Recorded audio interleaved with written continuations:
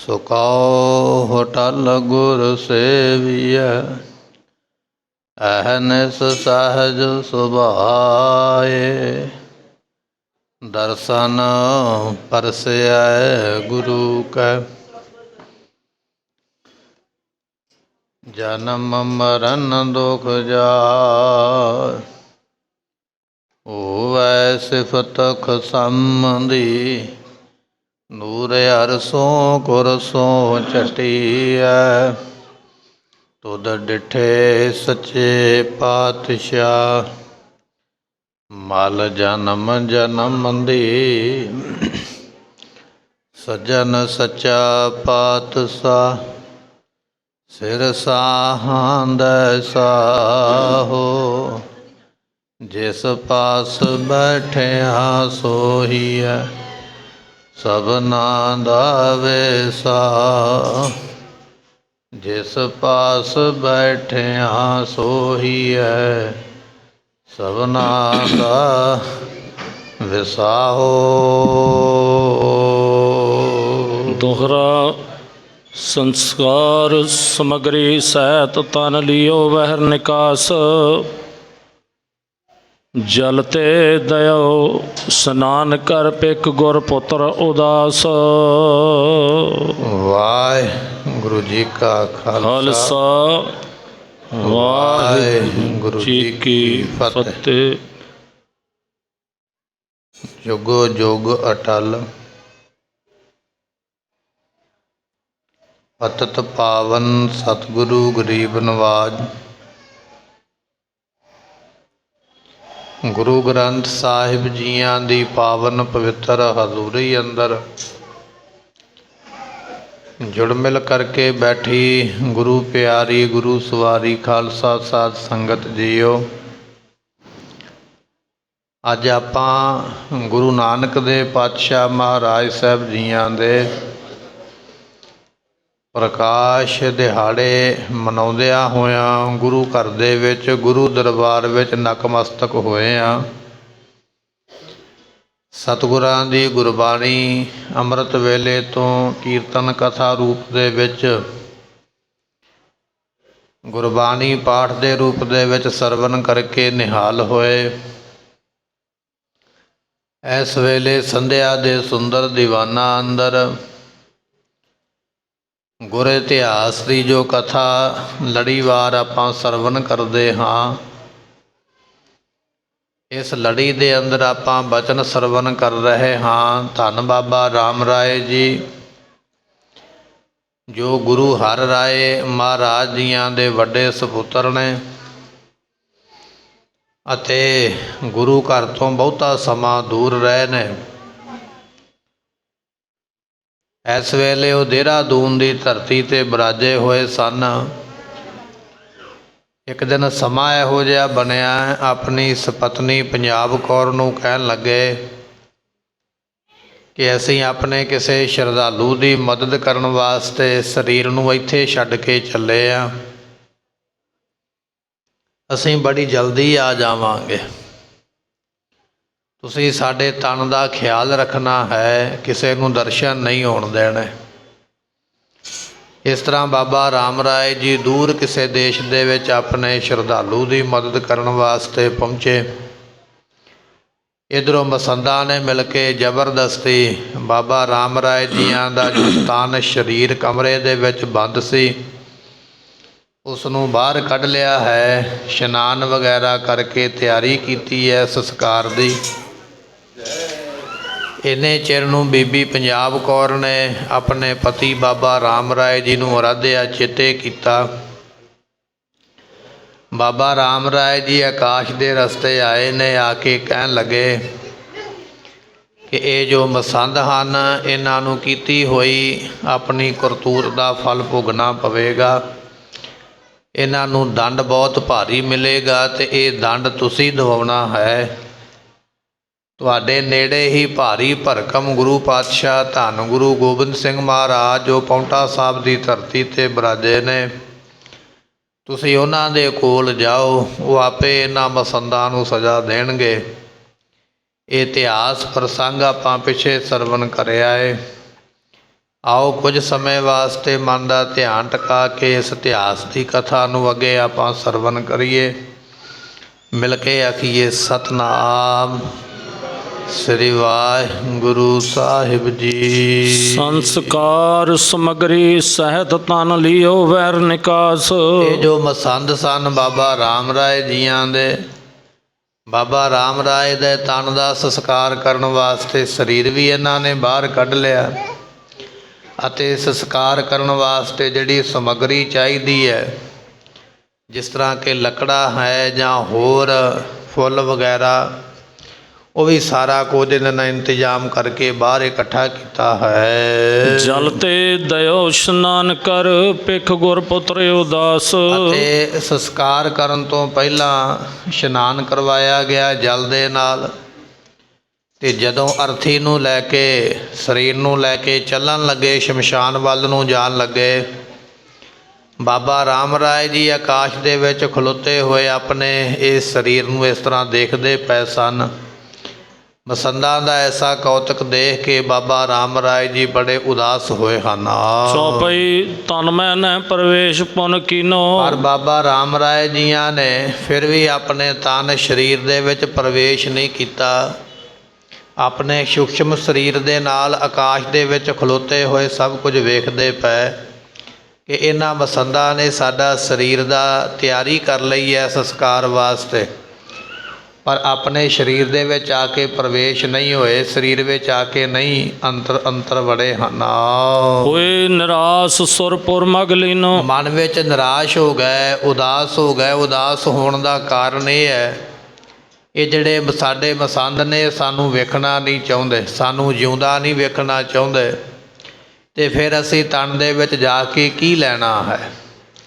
ਇਸ ਤਰ੍ਹਾਂ ਉਦਾਸ ਹੋ ਗਏ ਆਪਣੇ ਮਸੰਦਾਂ ਜਥੇਦਾਰਾਂ ਦੀ ਕਰਤੂਤ ਵੇਖ ਕੇ, ਅਤੇ ਕਹਿਣ ਲੱਗੇ ਸਵਰਗਾਂ ਨੂੰ ਜਾਣ ਵਾਸਤੇ ਇਹਨਾਂ ਨੇ ਆਕਾਸ਼ ਦੇ ਰਸਤੇ ਰਾਹੀਂ ਚੱਲਣਾ ਕੀਤਾ ਹੈ। ਭਰਾਤ ਗੁਰੂ ਕੋ ਸਰਾਪ ਚਿਤਾਰਾ। ਸੋ ਆਪਣੇ ਗੁਰੂ ਭਰਾ ਗੁਰੂ ਹਰਿਕ੍ਰਿਸ਼ਨ ਮਹਾਰਾਜ ਜੀਆਂ ਨੇ ਜਿਹੜੇ ਬਚਨ ਕੀਤੇ ਸਨ ਮੁੱਖੋਂ, ਉਹ ਬਚਨ ਅੱਜ ਬਾਬਾ ਰਾਮ ਰਾਏ ਜੀਆਂ ਨੂੰ ਚੇਤੇ ਆਏ ਹਨ।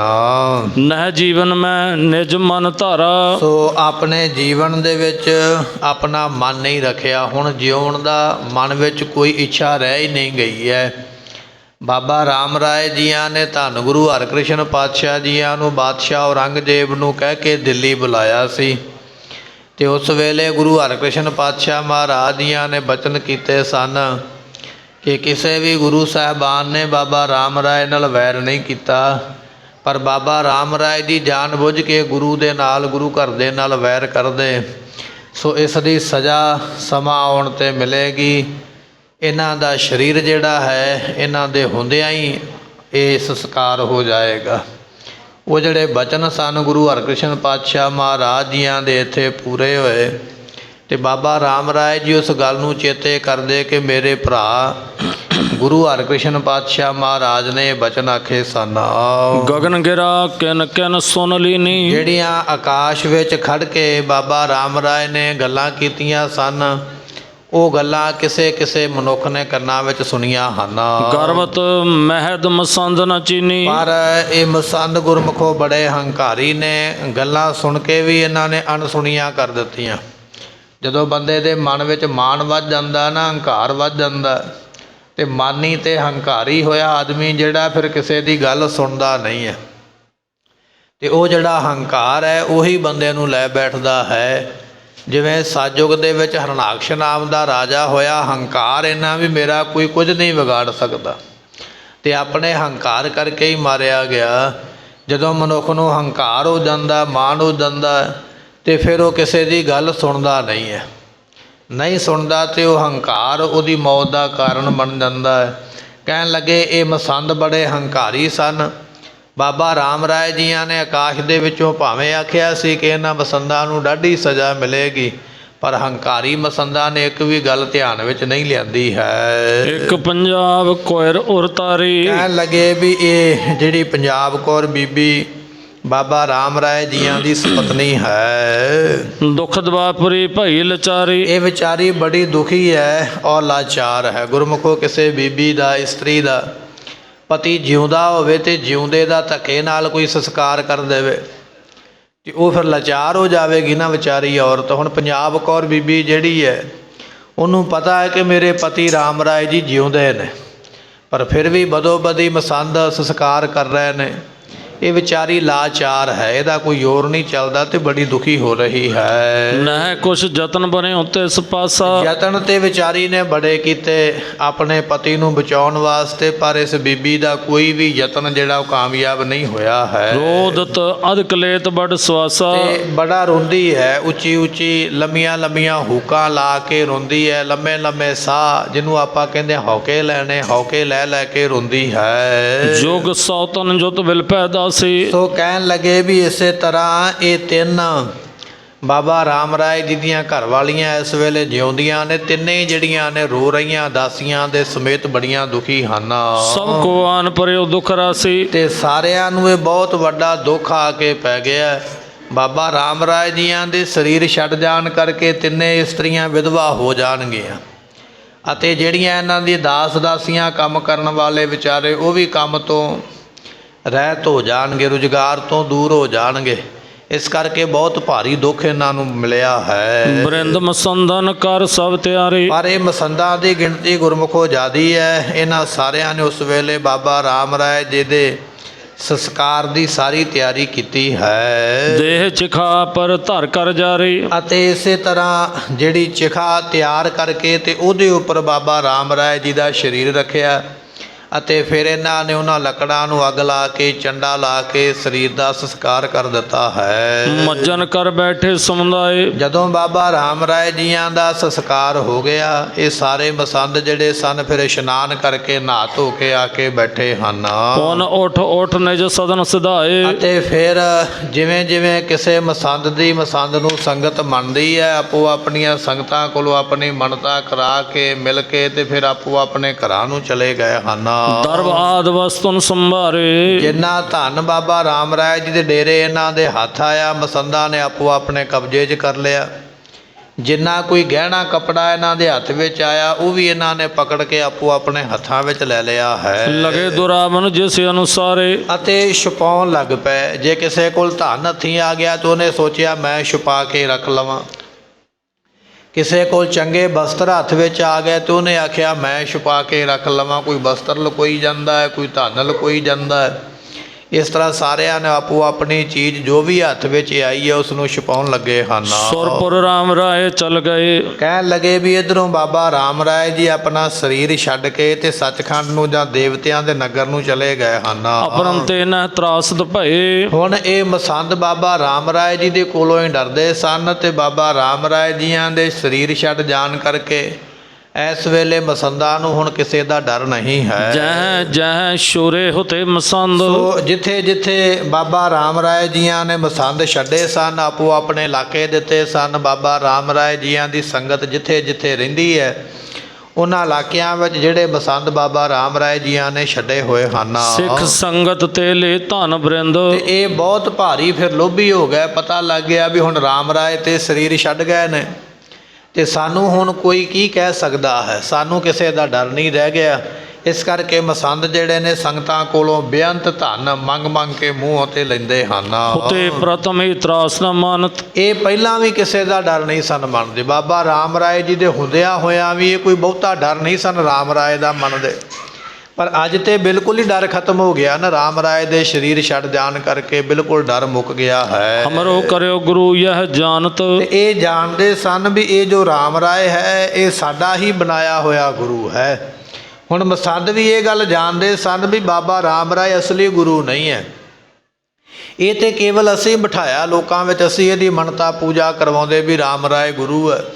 ਤੇ ਜਦੋਂ ਬਣਾਇਆ ਹੀ ਉਹਨਾਂ ਨੇ ਆ ਤੇ ਫਿਰ ਉਹ ਡਰ ਕਿਵੇਂ ਰੱਖਣਗੇ। ਇਸ ਕਰਕੇ ਮਸੰਦਾਂ ਦੇ ਮਨ ਵਿੱਚ ਕੋਈ ਡਰ ਨਹੀਂ ਹੈ। ਉਹ ਤੇ ਬਸ ਇਹੋ ਹੀ ਜਾਣਦੇ ਵੀ ਅਸੀਂ ਇਹ ਪੁਤਲਾ ਮਿੱਟੀ ਦਾ ਅੱਗੇ ਕੀਤਾ, ਇਹ ਸਾਡਾ ਬਣਾਇਆ ਹੋਇਆ ਰਾਮ ਰਾਏ ਗੁਰੂ ਹੈ। ਇਸ ਕਰਕੇ ਰਾਮ ਰਾਏ ਤੋਂ ਡਰਦੇ ਨਹੀਂ ਹਨ। ਗਰਭਤ ਹਿਰਦੇ ਸੁਨੀ ਪੁਨ ਐਸੇ। ਤੇ ਕਹਿਣ ਲੱਗੇ ਵੀ ਇਸ ਤਰ੍ਹਾਂ ਗਰਭਤ ਹਿਰਦੇ ਹੰਕਾਰ ਦੇ ਵਿੱਚ ਵਧਿਆ ਹੋਇਆ ਨੇ ਉਸ ਵੇਲੇ ਜਿਹੜੀਆਂ ਗੱਲਾਂ ਇਸ ਵੇਲੇ ਸੁਣੀਆਂ ਹਨ। ਅਬ ਹਮ ਕੋ ਡਰ ਰਹੇ ਹੋ ਨ ਕੈਸੇ। ਹੁਣ ਕਹਿੰਦੇ ਨੇ ਵੀ ਸਾਨੂੰ ਡਰ ਕਿਸੇ ਦਾ ਰਹਿ ਕੋਈ ਨਹੀਂ ਗਿਆ।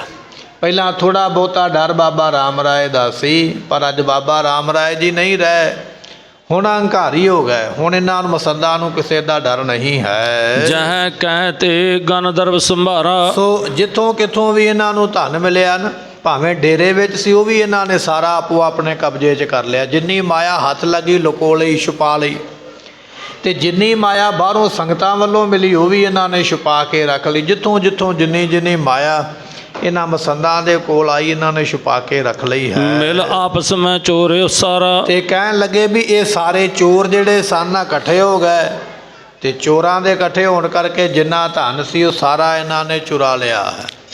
ਸੋ ਉਲਟੀ ਵਾੜ ਖੇਤ ਕੋ ਖਾਈ। ਹੁਣ ਵਾੜ ਦਾ ਕੰਮ ਹੈ ਖੇਤ ਨੂੰ ਬਚਾਉਣਾ, ਤੇ ਜੇ ਵਾੜ ਹੀ ਖੇਤ ਨੂੰ ਖਾਣ ਲੱਗ ਪਏ ਤੇ ਖੇਤ ਕਿਵੇਂ ਬਚੇਗਾ। ਇਸੇ ਤਰ੍ਹਾਂ ਇਹ ਜਿਹੜੇ ਮਸੰਦ ਸਨ ਕਹਿਣ ਲੱਗੇ ਵੀ ਇਹ ਸਾਰੇ ਚੋਰ ਇਕੱਠੇ ਹੋ ਗਏ, ਤੇ ਚੋਰੀ ਇਹਨਾਂ ਨੇ ਜਿੰਨੀ ਹੱਥ ਵਿੱਚ ਲੱਗੀ ਉਹ ਕਰ ਲਈ ਹੈ। ਕਹੇ ਪੰਜਾਬ ਕੌਰ ਬਹੁ ਤੇਰੇ। ਇਹ ਬੀਬੀ ਪੰਜਾਬ ਕੌਰ ਦੇ ਕੋਲ ਵਾਰ-ਵਾਰ ਸੁਨੇਹੇ ਸੰਗਤਾਂ ਦੇ ਆਉਂਦੇ ਸਨ। ਸੰਗਤ ਵਾਰ-ਵਾਰ ਇਹ ਗੱਲ ਕਹਿੰਦੀ ਸੀ ਵੀ ਤੁਹਾਡੇ ਮਸੰਦ ਜਿਹੜੇ ਨੇ ਸਾਨੂੰ ਬਹੁਤ ਦੁਖੀ ਕਰਦੇ ਨੇ। ਜੇ ਅਸੀਂ ਕਿਸੇ ਨੇ ਥੋੜ੍ਹਾ ਧਨ ਦੇਣਾ ਹੁੰਦਾ ਵੱਧ ਸਾਡੇ ਕੋਲੋਂ ਆ ਕੇ ਮੰਗਦੇ, ਔਰ ਸਾਨੂੰ ਬੇਇੱਜ਼ਤ ਕਰਦੇ ਨੇ। ਜਦੋਂ ਇਹ ਸੁਨੇਹੇ ਸੰਗਤਾਂ ਦੇ ਬੀਬੀ ਪੰਜਾਬ ਕੌਰ ਦੇ ਕੋਲ ਆਉਂਦੇ, ਤੇ ਉਹ ਇਹਨਾਂ ਮਸੰਦਾਂ ਨੂੰ ਵਾਰ-ਵਾਰ ਆਖਦੀ ਹੈ ਵੀ ਤੁਸੀਂ ਇਹ ਕੰਮ ਨਾ ਕਰੋ, ਪਰ ਕਹਿਣ ਲੱਗੇ ਮਸੰਦ ਕਿੱਥੇ ਮੰਨਦੇ ਹਨ। ਹਟਾ ਹੈ ਨਾ ਮਾਨਾ ਦੁਸ਼ਟ ਵਡੇਰੇ। ਨਾ ਹੀ ਇਹ ਹਟਦੇ ਨੇ ਤੇ ਨਾ ਹੀ ਇਹ ਬੀਬੀ ਪੰਜਾਬ ਕੌਰ ਦੀ ਗੱਲ ਮੰਨਦੇ ਨੇ, ਕਿਉਂਕਿ ਬਹੁਤ ਵੱਡੇ ਮਸੰਦ ਦੁਸ਼ਟ ਹਨ। ਕੁਛ ਬਸ ਚਲੇ ਨਾ ਭਾਈ ਲਚਾਰੇ। ਇਹ ਬੀਬੀ ਪੰਜਾਬ ਕੌਰ ਜਿਹੜੀ ਹੈ ਨਾ, ਯਤਨ ਵਿਚਾਰੀ ਨੇ ਬੜੇ ਕੀਤੇ, ਪਰ ਕਹਿਣ ਲੱਗੇ ਵੀ ਇਹਨਾਂ ਨੂੰ ਇੱਕ ਵੀ ਇਹਨਾਂ ਦਾ ਯਤਨ ਕਾਮਯਾਬ ਨਹੀਂ ਹੋ ਸਕਿਆ। ਸਾਰੇ ਯਤਨ ਮਸੰਦਾਂ ਦੇ ਅੱਗੇ ਫੇਲ ਹੋ ਜਾਂਦੇ ਹਨ। ਨਹਿ ਮਾਨੈ ਬਿਨ ਦੰਡ ਕੁਚਾਰੇ। ਸੋ ਉਸ ਵੇਲੇ ਬੀਬੀ ਰਾਮ ਪੰਜਾਬ ਕੌਰ ਜੀ ਜਾਣ ਗਏ ਵੀ ਜਿੰਨਾ ਚਿਰ ਇਹਨਾਂ ਮਸੰਦਾਂ ਨੂੰ ਦੰਡ ਨਹੀਂ ਨਾ ਦਿੱਤਾ ਜਾਂਦਾ, ਜਿੰਨਾ ਚਿਰ ਇਹਨਾਂ ਨੂੰ ਸਜ਼ਾ ਨਹੀਂ ਦਿੱਤੀ ਜਾਂਦੀ, ਉਹਨਾਂ ਚਿਰ ਇਹਨਾਂ ਮਸੰਦਾਂ ਨੇ ਸਜ਼ਾ ਲੈ ਤੋਂ ਬਿਨਾਂ ਮੰਨਣਾ ਨਹੀਂ ਹੈ। ਗੁਰ ਕੇ ਤਰਫ ਲਿਖੀ ਤਵੇ ਅਰਜੀ। ਸੋ ਉਸ ਵੇਲੇ ਇਸ ਬੀਬੀ ਪੰਜਾਬ ਕੌਰ ਨੇ ਇੱਕ ਚਿੱਠੀ ਜਿਹੜੀ ਹੈ ਨਾ, ਉਹ ਧੰਨ ਗੁਰੂ ਗੋਬਿੰਦ ਸਿੰਘ ਮਹਾਰਾਜ ਜੀਆਂ ਨੂੰ ਲਿਖੀ ਹੈ। ਬਾਬਾ ਰਾਮ ਰਾਏ ਜੀਆਂ ਦੇ ਸਰੀਰ ਦਾ ਸੰਸਕਾਰ ਹੋਣ ਤੋਂ ਪਹਿਲਾਂ ਉਹਨਾਂ ਨੇ ਇਹ ਬਚਨ ਕੀਤਾ ਸੀ ਆਪਣੀ ਇਸਤਰੀ ਦੇ ਨਾਲ, ਘਰਵਾਲੀ ਦੇ ਨਾਲ, ਕਿ ਤੁਸੀਂ ਗੁਰੂ ਗੋਬਿੰਦ ਸਿੰਘ ਮਹਾਰਾਜ ਦੀ ਸ਼ਰਨ ਵਿੱਚ ਜਾਣਾ, ਸਤਿਗੁਰਾਂ ਨੂੰ ਸਾਡੇ ਵੱਲੋਂ ਬੇਨਤੀ ਕਰਨੀ ਤੇ ਮਹਾਰਾਜ ਤੁਹਾਡੀ ਸਹਾਇਤਾ ਕਰਨਗੇ। ਅੱਜ ਬੀਬੀ ਪੰਜਾਬ ਕੌਰ ਨੇ ਵੇਖਿਆ ਵੀ ਮੇਰੀ ਹੁਣ ਮਦਦ ਕਰਨ ਵਾਲਾ ਕੋਈ ਨਹੀਂ ਹੈ, ਮਸੰਦ ਜ਼ਿਆਦਾ ਹੀ ਧੱਕਾ ਕਰਦੇ ਪਏ, ਤੇ ਫਿਰ ਇਸ ਬੀਬੀ ਪੰਜਾਬ ਕੌਰ ਨੇ ਇੱਕ ਚਿੱਠੀ ਲਿਖੀ ਹੈ ਧੰਨ ਗੁਰੂ ਗੋਬਿੰਦ ਸਿੰਘ ਪਾਤਸ਼ਾਹ ਮਹਾਰਾਜ ਨੂੰ ਦੱਸਣ ਵਾਸਤੇ। ਉਸ ਵੇਲੇ ਚਿੱਠੀ ਲਿਖਣ ਲੱਗੀ ਹੈ, ਘਰ ਰਾਵਰ ਕੋ ਹਮ ਇਹ ਅਰਜੀ। ਤੇ ਉਸ ਵੇਲੇ ਬੇਨਤੀ ਵਿੱਚ ਕੀ ਲਿਖਿਆ, ਕਹਿਣ ਲੱਗੇ ਸਤਿਗੁਰੂ ਘਰ ਰਾਵਰ ਕੋ, ਜੋ ਆਪ ਜੀ ਦਾ ਘਰ ਹੈ ਨਾ, ਹਮ ਇਹ ਅਰਜੀ, ਅਸੀਂ ਉਸ ਘਰ ਵਿੱਚ ਬੇਨਤੀ ਕਰਦੇ ਹਾਂ। ਧੰਨ ਗੁਰੂ ਗੋਬਿੰਦ ਸਿੰਘ ਪਾਤਸ਼ਾਹ ਜੀ ਤੁਹਾਡੇ ਘਰ ਦੇ ਵਿੱਚ ਅਸੀਂ ਇੱਕ ਬੇਨਤੀ ਕਰਦੇ ਹਾਂ, ਅਸੀਂ ਇੱਕ ਦੁੱਖ ਵਿੱਚ ਫਸ ਗਏ ਹਾਂ, ਮੁਸੀਬਤ ਵਿੱਚ ਫਸ ਗਏ ਹਾਂ, ਇਹ ਬੇਨਤੀ ਅਸੀਂ ਤੁਹਾਡੇ ਦਰ ਤੇ ਕਰਦੇ ਹਾਂ। ਉਤੇ ਭਤੀਜਾ ਆਪ ਵਡੇਰੇ। ਤੇ ਇਹ ਆਪ ਜੀ ਦਾ ਭਤੀਜਾ ਸੀਗਾ ਬਾਬਾ ਰਾਮ ਰਾਏ ਜੀ, ਜੋ ਆਪ ਜੀ ਦੇ ਭਤੀਜੇ ਲੱਗਦੇ ਸਨ। ਗੁਰਮੁਖੋ ਰਿਸ਼ਤੇਦਾਰੀ ਹੈ, ਧੰਨ ਗੁਰੂ ਗੋਬਿੰਦ ਸਿੰਘ ਮਹਾਰਾਜ ਜੀ ਚਾਚਾ ਜੀ ਲੱਗਦੇ ਸਨ। ਬਾਬਾ ਰਾਮ ਰਾਏ ਜਿਹੜੇ ਸਨ ਗੁਰੂ ਹਰਿਰਾਏ ਸਾਹਿਬ ਮਹਾਰਾਜ ਜੀਆਂ ਦੇ ਪੁੱਤਰ ਸਨ, ਤੇ ਧੰਨ ਗੁਰੂ ਗੋਬਿੰਦ ਸਿੰਘ ਮਹਾਰਾਜ ਜੀ ਗੁਰੂ ਹਰਿਰਾਏ ਸਾਹਿਬ ਜੀਆਂ ਦੇ ਭਰਾ ਲੱਗਦੇ ਸਨ। ਚਾਚਿਓਂ ਤਾਇਓਂ ਭਰਾ ਸਨ ਦੋਨੇ। ਇਸ ਕਰਕੇ ਗੁਰੂ ਗੋਬਿੰਦ ਸਿੰਘ ਮਹਾਰਾਜ ਜੀ ਚਾਚਾ ਲੱਗਦੇ ਤੇ ਰਾਮ ਰਾਏ ਭਤੀਜਾ ਲੱਗਦਾ। ਤੇ ਬੀਬੀ ਨੇ ਚਿੱਠੀ ਵਿੱਚ ਲਿਖਿਆ, ਕਹਿਣ ਲੱਗੇ ਮਹਾਰਾਜ ਬਾਬਾ ਰਾਮ ਰਾਏ ਜੀ ਤੁਹਾਡੇ ਭਤੀਜੇ ਲੱਗਦੇ, ਉਮਰ ਦੇ ਵਿੱਚ ਤੁਹਾਡੇ ਨਾਲੋਂ ਵੱਡੇ ਹਨ। ਤੁਮ ਮਾਲਕ ਸੰਭੋ ਇਸ ਬੇਰੇ। ਅਤੇ ਇਸੇ ਤਰ੍ਹਾਂ ਸਤਿਗੁਰੂ ਤੁਸੀਂ ਵੱਡੇ ਹੋ ਅਤੇ ਸਾਰੀਆਂ ਥਾਵਾਂ ਦੇ ਤੁਸੀਂ ਮਾਲਕ ਹੋ। ਇਸ ਵੇਲੇ ਅਸੀਂ ਮੁਸੀਬਤ ਵਿੱਚ ਫਸੇ ਹਾਂ, ਮਹਾਰਾਜ ਤੁਹਾਡੀ ਸ਼ਰਨ ਵਿੱਚ ਆਏ, ਸਾਡੇ ਤੇ ਕਿਰਪਾ ਕਰੋ। ਦੁਸ਼ਟ ਮਸੰਦਨ ਕੀਨ ਵਿਗਾਰਾ। ਇਹ ਜਿਹੜੇ ਮਸੰਦ ਨੇ ਇਹਨਾਂ ਨੇ ਬਹੁਤ ਭਾਰੀ ਵਿਗਾੜ ਕੀਤਾ ਹੈ ਕਿ ਜਿੱਥੇ ਕਿੱਥੇ ਆਪੋ ਧਾਪ ਇਹਨਾਂ ਦੇ ਵਿੱਚ ਮਚ ਗਈ ਹੈ। ਤਨਕ ਨਾ ਤਰਾਸ ਕਿਸੂ ਤੇ ਧਾਰਾ। ਅਤੇ ਇਹਨਾਂ ਨੇ ਥੋੜਾ ਜਿੰਨਾ ਵੀ ਕਿਸੇ ਕੋਲੋਂ ਡਰ ਮੰਨਿਆ ਨਹੀਂ, ਕਿਸੇ ਦੇ ਕੋਲੋਂ ਵੀ ਇਹ ਡਰਦੇ ਨਹੀਂ ਹਨ। ਅਬ ਚਿੰਤ ਧਰ ਗਰਭ ਵਿਸਾਲੇ। ਤੇ ਸਤਿਗੁਰੂ ਪਾਤਸ਼ਾਹ ਧੰਨ ਗੁਰੂ ਗੋਬਿੰਦ ਸਿੰਘ ਮਹਾਰਾਜ ਜੀ ਹੁਣ ਬਾਬਾ ਰਾਮ ਰਾਏ ਜੀ ਦੇ ਸਰੀਰ ਛੱਡਣ ਕਰਕੇ ਇਹ ਮਸੰਦ ਬਿਲਕੁਲ ਨਿਚਿੰਤ ਹੋ ਗਿਆ। ਹੁਣ ਕਿਸੇ ਦੀ ਚਿੰਤਾ ਜਾਂ ਕਿਸੇ ਦਾ ਡਰ ਇਹਨਾਂ ਦੇ ਮਨ ਵਿੱਚ ਨਹੀਂ ਹੈ। ਜਿਤ ਕਿਤ ਦਰਬ ਦੁਰਾਏ ਸੰਭਾਲੇ। ਇਹਨਾਂ ਨੇ ਮਾਇਆ ਜਿੱਧਰੋਂ ਕਿੱਧਰੋਂ ਸੰਗਤਾਂ ਕੋਲੋਂ ਵੀ ਲੁੱਟ ਲਈ ਹੈ, ਡੇਰੇ ਵਿੱਚੋਂ ਵੀ ਲੁੱਟ ਲਈ ਹੈ, ਤੇ ਆਪੋ ਧਾਪ ਇਹਨਾਂ ਨੇ ਸਾਰੀ ਮਾਇਆ ਸਾਂਭ ਲੈਣਾ ਕੀਤੀ ਹੈ। ਮੁਝਕੋ ਭਨੈ ਤ੍ਰਿਆ ਤਨ ਤੇਰੋ। ਅਤੇ ਮਹਾਰਾਜ ਜੇ ਮੈਂ ਇਹਨਾਂ ਨੂੰ ਰੋਕਦੀ ਹਾਂ ਵੀ ਤੁਸੀਂ ਇਹ ਕੰਮ ਨਾ ਕਰੋ, ਇਹ ਪਾਪ ਕਰਮ ਨਾ ਕਰੋ, ਤੇ ਮੈਨੂੰ ਅੱਗੇ ਜਵਾਬ ਮਸੰਦ ਇਹ ਦਿੰਦੇ ਨੇ ਕਿ ਬੀਬੀ ਤੂੰ ਚੁੱਪ ਕਰਕੇ ਬੈਠ ਜਾ, ਤੇਰਾ ਇਸਤਰੀਆਂ ਵਾਲਾ ਸਰੀਰ ਹੈ, ਤੈਨੂੰ ਅਕਲ ਨਹੀਂ ਹੈ, ਤੈਨੂੰ ਸਮਝ ਕੋਈ ਨਹੀਂ ਹੈ। ਸਾਨੂੰ ਸਾਰੀ ਸਮਝ ਹੈ, ਅਸੀਂ ਬੜੇ ਸਿਆਣੇ ਆ, ਮਨ ਦੀ ਮਰਜ਼ੀ ਕਰਾਂਗੇ, ਤੂੰ ਇਸਤਰੀ ਜਾਤ ਹੈ, ਤੈਨੂੰ ਕੋਈ ਸਮਝ ਨਹੀਂ ਹੈ। ਮੈਨੂੰ ਇਸ ਤਰ੍ਹਾਂ ਕਹਿ ਕੇ ਚੁੱਪ ਕਰਵਾ ਦਿੰਦੇ ਹਨ। ਲਖੈ ਕਹਾ ਸੁਭਾਵ ਵਡੇਰੋ। ਤੇ ਮਹਾਰਾਜ ਸਾਹਿਬ ਜੀਓ ਲਖੇ ਕਹਾਂ ਅਸ, ਮੈਨੂੰ ਕੀ ਜਾਣਦੇ ਨੇ ਭਾਵ ਵਡੇਰੋ, ਆਪ ਆਪਣੇ ਆਪ ਨੂੰ ਬੜਾ ਵੱਡਾ ਸਮਝਦੇ। ਸੋ ਮੈਨੂੰ ਤੇ ਸਮਝਦੇ ਨੇ ਵੀ ਮੈਂ ਤੇ ਕੁਝ ਐਵੇਂ ਹੀ ਹਾਂ, ਆਪਣੇ ਆਪ ਨੂੰ ਵੱਡਾ ਸਮਝ ਕੇ ਤੇ ਆਖਦੇ ਹਨ ਵੀ ਅਸੀਂ ਸਭ ਕੁਝ ਕਰਨ ਵਾਲੇ ਹਾਂ। ਕਿਰਪਾ ਧਾਰਾ ਬੁਝੇ ਆਪ। ਤੇ ਸਤਿਗੁਰੂ ਪਾਤਸ਼ਾਹ ਕਰੋ ਕਿਰਪਾ, ਜੇ ਤੁਸੀਂ ਇੱਥੇ ਮੇਰੇ ਕੋਲ ਆ ਜਾਣਾ ਕਰੋ ਤੇ ਦੇਹੋ ਫਲ ਇਨਹੋ ਕਿਉਂ ਜਿਮ ਪਾਪ। ਤੇ ਸਤਿਗੁਰੂ ਪਾਤਸ਼ਾਹ ਮਹਾਰਾਜ ਜੀ ਇਹਨਾਂ ਨੂੰ ਫਲ ਦਿਓ ਨਾ, ਕੀਤੀ ਦਾ ਦੰਡ, ਜੋ ਇਹ ਪਾਪ ਕਰਦੇ ਪਏ ਇਹਨਾਂ ਨੂੰ ਦੰਡ ਦੇਣਾ ਕਰੋ। ਦੰਡ ਉਚਿਤ ਜੇ ਦੰਡ ਨਾ ਪਾਇਓ। ਸਤਿਗੁਰੂ ਪਾਤਸ਼ਾਹ ਜੀ ਇਹ ਜਿਹੜੇ ਮਸੰਦ ਨੇ ਦੰਡ ਦੇਣ ਦੇ ਯੋਗ ਨੇ, ਸਜ਼ਾ ਦੇਣ ਦੇ ਯੋਗ ਨੇ, ਪਰ ਫਿਰ ਵੀ ਜੇ ਤੁਸੀਂ ਇਹਨਾਂ ਨੂੰ ਸਜ਼ਾ ਨਾ ਦਿੱਤੀ ਤੇ ਫਿਰ ਇਹਨਾਂ ਮਸੰਦਾਂ ਨੇ ਅੱਗੇ ਹੋਰ ਵਿਗੜ ਜਾਣਾ ਹੈ। ਉਲਟੇ ਮਿਲ ਸਭ ਗਰਭ ਬੰਢਾਇਓ। ਤੇ ਸਤਿਗੁਰੂ ਪਾਤਸ਼ਾਹ ਇਹਨਾਂ ਨੇ ਮਿਲ ਕੇ ਫਿਰ ਹੋਰ ਮਨ ਦੇ ਵਿੱਚ ਹੰਕਾਰ ਵਧਾ ਲੈਣਾ ਹੈ। ਹੁਣ ਇਹ ਦੰਡ ਦੇ ਯੋਗ ਨੇ, ਆਪ ਜੀ ਕਿਰਪਾ ਕਰਕੇ ਇਹਨਾਂ ਨੂੰ ਦੰਡ ਦੇਵੋ, ਸਜ਼ਾ ਦੇਵੋ ਆ ਕੇ। ਇਹ ਬੀਬੀ ਪੰਜਾਬ ਕੌਰ ਜੋ ਹੈ ਨਾ ਬਾਬਾ ਰਾਮ ਰਾਏ ਜੀਆਂ ਦੀ ਸੁਪਤਨੀ ਹੈ, ਚਿੱਠੀ ਲਿਖਦੀ ਪਈ ਹੈ ਧੰਨ ਗੁਰੂ ਗੋਬਿੰਦ ਸਿੰਘ ਮਹਾਰਾਜ ਜੀਆਂ ਨੂੰ ਕਿ ਸਤਿਗੁਰੂ ਇਹਨਾਂ ਮਸੰਦਾਂ ਨੂੰ ਆ ਕੇ ਸਜ਼ਾ ਦੇਣੀ ਕਰੋ। ਮਨ ਭਾਵ ਕ੍ਰਿਤ ਕੋ ਸਭ ਕਰੈ। ਤੇ ਸਤਿਗੁਰੂ ਪਾਤਸ਼ਾਹ ਇਹ ਜਿਹੜੇ ਮਸੰਦ ਨੇ ਮਨ ਭਾਉਂਦੇ ਕੰਮ ਕਰਦੇ, ਕਿਸੇ ਕੋਲੋਂ ਡਰਦੇ ਨਹੀਂ ਹਨ। ਵਸਤੂ ਦੁਰਾਵੈ ਲੈ ਲੈ ਧਰੈ। ਇਹ ਸਾਰੀਆਂ ਵਸਤੂਆਂ ਲੈ ਲੈ ਕੇ ਆਪਣੇ ਘਰ ਵਿੱਚ ਛੁਪਾਈ ਜਾਂਦੇ, ਕਿਸੇ ਕੋਲੋਂ ਡਰਦੇ ਨਹੀਂ ਹਨ। ਅਬ ਤੁਮ ਬਿਨ ਨਹਿ ਕੋਈ ਹਮਾਰਾ। ਸਤਿਗੁਰੂ ਪਾਤਸ਼ਾਹ ਤੁਹਾਡੇ ਬਿਨਾ ਸਾਡਾ ਕੋਈ ਹੈ ਹੀ ਨਹੀਂ ਹੈ। ਬੀਬੀ ਪੰਜਾਬ ਕੌਰ ਚਿੱਠੀ ਵਿੱਚ ਇਹ ਬੇਨਤੀ ਕਰਦੀ ਪਈ ਹੈ ਕਿ ਸਤਿਗੁਰੂ ਪਾਤਸ਼ਾਹ ਜੀ ਤੁਹਾਡੇ ਤੋਂ ਬਿਨਾ ਸਾਡੀ ਕੋਈ ਮਦਦ ਕਰਨ ਵਾਲਾ ਨਹੀਂ ਹੈ। ਦੁੱਖ ਸਮੁੰਦਰ ਤੇ ਕਰੋ ਉਧਾਰਾ। ਸਤਿਗੁਰੂ ਪਾਤਸ਼ਾਹ ਜੀ ਮੈਂ ਦੁੱਖਾਂ ਦੇ ਸਮੁੰਦਰ ਵਿੱਚ ਰੁੜਦੀ ਜਾਂਦੀ ਹਾਂ, ਕਿਰਪਾ ਕਰਕੇ ਆਪ ਜੀ ਮੇਰਾ ਸਹਾਰਾ ਬਣ ਜਾਓ, ਮੈਨੂੰ ਦੁੱਖਾਂ ਦੇ ਸਮੁੰਦਰ ਵਿੱਚੋਂ ਰੁੜਨ ਤੋਂ ਬਚਾ ਲੈਣਾ ਕਰੋ। ਤੇ ਜੋ ਬਹਿਲੋ ਕੇ ਗੁਰਦਾਸ। ਨਾਲ ਇਹ ਵੀ ਦੱਸਿਆ ਕਿ ਜੋ ਭਾਈ ਬਹਿਲੋ ਜੀ ਹੋਏ ਨਾ ਗੁਰਮੁਖੋ, ਗੁਰੂ ਅਰਜਨ ਦੇਵ ਪਾਤਸ਼ਾਹ ਮਹਾਰਾਜ ਜੀਆਂ ਦੇ ਸਿੱਖ, ਉਹਨਾਂ ਦੀ ਕੁੱਲ ਵਿੱਚ ਇੱਕ ਬੱਚਾ ਪੈਦਾ ਹੋਇਆ ਜਿਹਦਾ ਨਾਮ ਭਾਈ ਗੁਰਦਾਸ ਹੈ। ਮਿਲ ਪੰਜਾਬ ਕੁਬਰ ਕੇ ਪਾਸ। ਤੇ ਇਹ ਪੰਜਾਬ ਕੌਰ ਦੇ ਨਾਲ ਮਿਲ ਕੇ ਤੇ ਸਲਾਹ ਇਹਨਾਂ ਨੇ ਕੀਤੀ ਹੈ। ਸਕਲ ਮਸੰਦਨ ਤੇ ਛਪ ਕਰਕੇ। ਪਰ ਚਿੱਠੀ ਲਿਖੀ ਹੈ ਬੀਬੀ ਪੰਜਾਬ ਕੌਰ ਨੇ ਸਾਰਿਆਂ ਕੋਲੋਂ ਛੁਪ ਕੇ ਅੰਦਰ ਬੈਠ ਕੇ, ਵੀ ਕਿਸੇ ਨੂੰ ਪਤਾ ਨਾ ਲੱਗ ਜਾਵੇ, ਛੁਪ ਕੇ ਲੁਕ ਕੇ ਚਿੱਠੀ ਉਸ ਵੇਲੇ ਲਿਖਣਾ ਕੀਤੀ ਹੈ। ਇਹ ਪੱਤਰੀ ਸਭ ਲਿਖੀ ਵਿਚਰ ਕੇ। ਇਹ ਸਾਰੀ ਪੱਤਰੀ ਚੰਗੀ ਤਰ੍ਹਾਂ ਵਿਚਾਰ ਕੇ ਸੋਚ ਕੇ ਉਸ ਵੇਲੇ ਲਿਖੀ ਹੈ। ਸਭ ਹਨ ਤੇ ਦੁਰਾਏ ਪਹੁੰਚਾਈ। ਇਹ ਜਿਹੜੀ ਚਿੱਠੀ ਹੈ ਕਿਸੇ ਨੂੰ ਪਤਾ ਨਾ ਲੱਗੇ।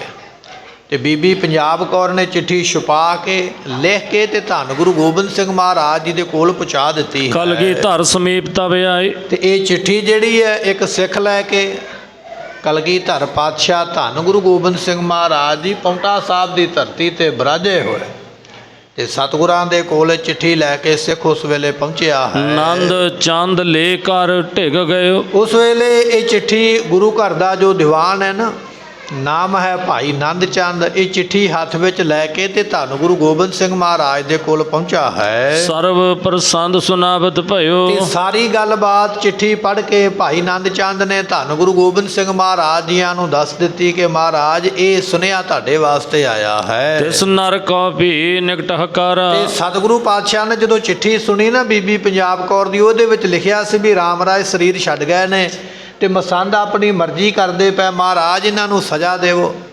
ਇਹ ਸਾਰੀ ਚਿੱਠੀ ਪੜ੍ਹਨ ਤੋਂ ਬਾਅਦ ਵਿੱਚ ਮਹਾਰਾਜ ਨੇ ਉਹ ਜਿਹੜਾ ਸਿੱਖ ਚਿੱਠੀ ਲੈ ਕੇ ਆਇਆ ਨਾ, ਸਤਿਗੁਰਾਂ ਨੇ ਉਸ ਨੂੰ ਆਪਣੇ ਕੋਲ ਬੁਲਾਇਆ ਹੈ। ਬੂਝਿਓ ਤਾਏ ਬਿਰਤਾਂਤੇ ਉਚਾਰਾ। ਉਸ ਨੂੰ ਪੁੱਛਿਆ, ਮਹਾਰਾਜ ਕਹਿਣ ਲੱਗੇ ਵੀ ਚਿੱਠੀ ਵਿੱਚ ਤੇ ਸਾਰੀਆਂ ਗੱਲਾਂ ਲਿਖੀਆਂ ਨਹੀਂ ਜਾਂਦੀਆਂ, ਕੁਝ ਮੁੱਖ ਗੱਲਾਂ ਲਿਖੀਆਂ ਜਾਂਦੀਆਂ, ਬਾਕੀ ਤੂੰ ਚਿੱਠੀ ਲੈ ਕੇ ਆਇਆ, ਤੂੰ ਦੱਸ ਵੀ ਉੱਥੋਂ ਦਾ ਵਾਤਾਵਰਨ ਕਿਵੇਂ ਦਾ, ਉੱਥੇ ਕੀ ਹਾਲ ਹੈ।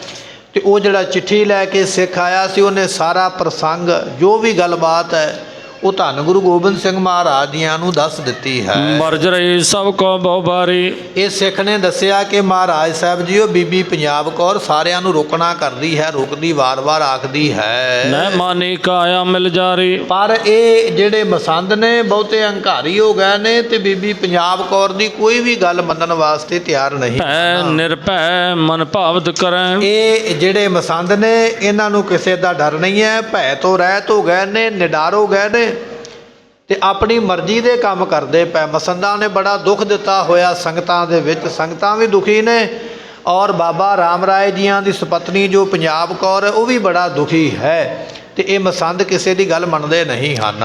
ਦਰਬ ਚੁਰਾਵੈ ਨਿਜ ਨਿਜ ਧਰੈ। ਤੇ ਇਹਨਾਂ ਨੇ ਜਿੰਨੀ ਵੀ ਮਾਇਆ ਗੁਰੂ ਘਰ ਦੇ ਨਾਂ ਤੇ ਆਈ ਹੈ ਸਾਰੀ ਮਸੰਦਾਂ ਨੇ ਛੁਪਾ ਲਈ ਹੈ, ਛੁਪਾ ਕੇ ਚੁਰਾ ਕੇ ਚੋਰੀ ਕਰਕੇ ਇਹਨਾਂ ਨੇ ਆਪੋ ਆਪਣੇ ਘਰ ਦੇ ਵਿੱਚ ਰੱਖ ਲਈ ਹੈ। ਇੱਕ ਗੁਰਦਾਸ ਕੁਸ਼ਕ ਅਨੁਸਾਰੀ। ਤੇ ਇੱਕ ਗੁਰਦਾਸ ਨਾਮ ਦਾ ਜੋ ਸਿੱਖ ਹੈ ਨਾ, ਭਾਈ ਬਹਿਲੋ ਜੀਆਂ ਦਾ ਪੋਤਰਾ ਕਹਿ ਲਈਏ, ਬਸ ਉਹੀ ਬੀਬੀ ਪੰਜਾਬ ਕੌਰ ਦੇ ਅਨੁਸਾਰੀ ਕਹਿਣੇ ਵਿੱਚ ਹੈ। ਬਾਕੀ ਸਾਰੇ ਮਸੰਦ ਮਰਜ਼ੀ ਕਰਦੇ ਹਨ। ਅਵਰ ਸੁਬਿਗਰੇ ਹੋਏ ਹੰਕਾਰੀ। ਤੇ ਇਹ ਸਾਰੇ ਵਿਗੜ ਗਏ ਨੇ ਤੇ ਸਾਰੇ ਹੰਕਾਰੀ ਹੋ ਗਏ ਹਨ। ਅਬ ਸਹਾਇਤਾ ਚਾਹੇ ਤੁਮਾਰੀ। ਇਸ ਕਰਕੇ ਮਹਾਰਾਜ ਹੁਣ ਤੁਹਾਡੀ ਸਹਾਇਤਾ ਦੀ ਲੋੜ ਹੈ, ਤੁਸੀਂ ਕਿਰਪਾ ਕਰਕੇ ਉਹਨਾਂ ਦੀ ਮਦਦ ਕਰਨੀ ਕਰੋ। ਆਹੋ ਅਲੰਬ ਏਕ ਨਿਰਧਾਰੀ। ਤੇ ਸਤਿਗੁਰੂ ਇਹ ਜਾਣ ਲਿਆ ਸਾਰਿਆਂ ਨੇ ਵੀ ਇੱਕ ਤੁਸੀਂ ਹੀ ਆਸਰਾ ਹੋ। ਇਸ ਵੇਲੇ ਤੁਹਾਡੇ ਬਿਨਾ ਉਸ ਘਰ ਦਾ ਆਸਰਾ ਕੋਈ ਨਹੀਂ ਹੈ। ਭਾਵੇਂ ਕਿ ਬਾਬਾ ਰਾਮ ਰਾਏ ਜੀ ਗੁਰੂ ਘਰ ਤੋਂ ਹਮੇਸ਼ਾ ਵੱਖਰੇ ਹੀ ਚੱਲੇ ਨੇ ਅਤੇ ਗੁਰੂ ਤਣ ਦੇ ਨਾਲ ਹਮੇਸ਼ਾ ਵੈਰ ਹੀ ਕਰਦੇ ਰਹੇ। ਪਹਿਲਾਂ ਗੁਰੂ ਹਰਕ੍ਰਿਸ਼ਨ ਪਾਤਸ਼ਾਹ ਨਾਲ ਵੈਰ ਰੱਖਿਆ, ਫਿਰ ਗੁਰੂ ਤੇਗ ਬਹਾਦਰ ਪਾਤਸ਼ਾਹ ਨਾਲ ਵੈਰ ਰੱਖਿਆ। ਭਾਵੇਂ ਕਿ ਗੁਰੂ ਘਰ ਦੇ ਨਾਲ ਵੈਰ ਕਰਦੇ ਰਹੇ ਪਰ ਅੱਜ ਮੁੜ ਕੇ ਫਿਰ ਗੁਰੂ ਦੀ ਸ਼ਰਨ ਵਿੱਚ ਹੀ ਆਉਣਾ ਪਿਆ। ਬੇਨਤੀ ਕਰਦੇ ਪਏ ਮਹਾਰਾਜ ਇਸ ਵੇਲੇ ਬਾਬਾ ਰਾਮ ਰਾਏ ਜੀਆਂ ਦਾ ਜੋ ਡੇਰਾ ਹੈ ਨਾ ਉਹ ਤੁਹਾਡੇ ਆਸਰੇ ਹੈ, ਤੁਸੀਂ ਕਿਰਪਾ ਕਰਕੇ ਉਸ ਡੇਰੇ ਨੂੰ ਬਚਾਉਣਾ ਕਰੋ। ਸ਼੍ਰੀ ਕਲਗੀਧਰ ਸੁਣਤ ਵਿਚਾਰੇ। ਧੰਨ ਕਲਗੀਧਰ ਪਾਤਸ਼ਾਹ ਗੁਰੂ ਗੋਬਿੰਦ ਸਿੰਘ ਮਹਾਰਾਜ ਨੇ ਸੁਣੇ ਨਾ ਬਚਨ, ਚਿੱਠੀ ਪੜ੍ਹੀ ਹੈ ਤੇ ਜਿਹੜਾ ਸਿੱਖ ਹੈ ਉਹਦੀਆਂ ਵੀ ਗੱਲਾਂ ਸੁਣ ਕੇ ਤੇ ਉਸ ਵੇਲੇ ਫਿਰ ਮਹਾਰਾਜ ਨੇ ਵਿਚਾਰਿਆ ਹੈ। ਬ੍ਰਿੰਦ ਮਸੰਦ ਬਿਲੰਦ ਵਿਗਾਰੇ। ਇਹ ਮਸੰਦ ਜਿਹੜੇ ਨੇ ਗਿਣਤੀ ਜ਼ਿਆਦਾ। ਹੁਣ ਮਹਾਰਾਜ ਸੋਚਣ ਲੱਗ ਪਿਆ ਵੀ ਇੱਕ ਮਸੰਦ ਹੋਵੇ ਤੇ ਸਜ਼ਾ ਦੇ ਦਈਏ। ਮਸੰਦਾਂ ਦੀ ਗਿਣਤੀ ਵੀ ਬਹੁਤ ਜ਼ਿਆਦਾ ਹੈ ਤੇ ਬਹੁਤੇ ਵਿਗੜ ਵੀ ਜ਼ਿਆਦਾ ਹੀ ਗਏ ਨੇ। ਥੋੜ੍ਹੇ ਵਿਗੜੇ ਦੀ ਤੇ ਕੋਈ ਨਾ ਕੋਈ ਹੱਲ ਹੋ ਜਾਂਦਾ, ਪਰ ਬਹੁਤਾ ਵਿਗੜ ਜਾਵੇ ਉਹਦਾ ਹੱਲ ਕਰਨਾ ਔਖਾ। ਇਹ ਮਸੰਦਾਂ ਦੀ ਗਿਣਤੀ ਵੀ ਜ਼ਿਆਦਾ ਹੈ ਔਰ ਵਿਗੜ ਵੀ ਬਹੁਤੇ ਗਏ ਹਨ। ਡਰਤ ਨਾ ਰਾਮ ਰਾਏ ਤੇ ਜਈ। ਇਹ ਜਿਹੜੇ ਰਾਮ ਰਾਏ ਤੋਂ ਨਹੀਂ ਡਰਦੇ ਰਹੇ। ਰਾਮ ਰਾਏ ਬਾਬਾ ਜੀ ਦੇ ਵਿੱਚ ਬੜੀਆਂ ਕਰਾਮਾਤਾਂ ਸਨ, ਕਿਉਂਕਿ ਗੁਰੂ ਹਰ ਰਾਏ ਪਾਤਸ਼ਾਹ ਜੀਆਂ ਦੇ ਬਚਨ ਸਨ ਵੀ ਤੇਰੀ ਰਸਨਾ ਤੇ ਸਾਡਾ ਬਾਸਾ ਹੋਵੇਗਾ।